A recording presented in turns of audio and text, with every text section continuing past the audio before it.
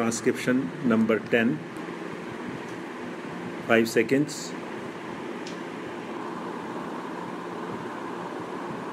Start.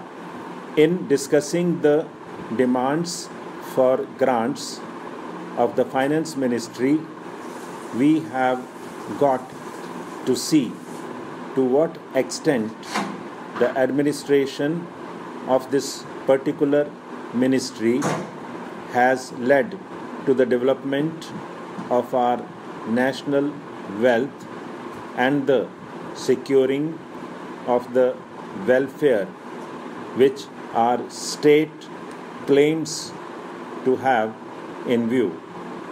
Madam, we must try to analyze very carefully the working of this particular ministry, because it is not merely a department of the government, so to say, but it is the nerve center of the administration of the country.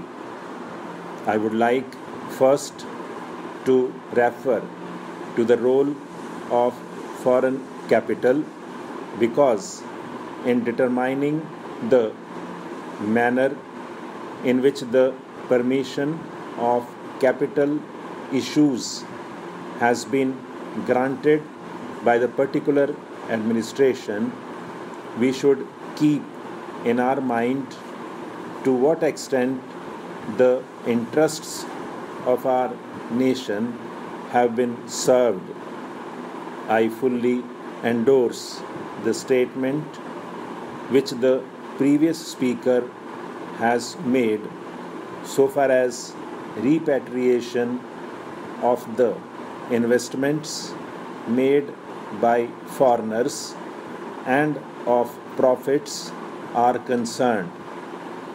We have dealt with this topic quite a number of times, and I do not want to reiterate anything apart from only supporting what the honorable member who just now spoke said. I would now like to deal with the investments of foreigners in India.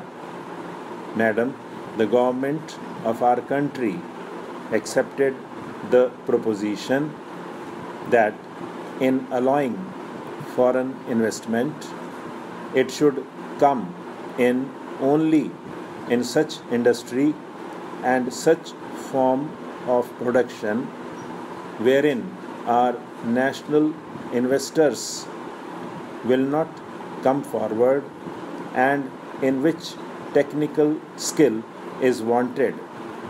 There is also one other factor which the industrial policy of our government of 1948 as adumbrated further in 1949 by the Prime Minister laid down. It specifically said that the control and ownership of such concerns should, as far as possible, be in the hands of Indian nationals, and the technical know-how of our country should be developed. I would like to emphasize the figures that have been put forward for the last few years. From 1997 till the end of 2012 or the early part of 2012, it has been reported that rupees 19,000 crores of foreign capital have been allowed to be invested in our country. Of that, practically more than rupees 6,000 crores have been allowed to be invested in managing agency and trading enterprises in our country. Stop.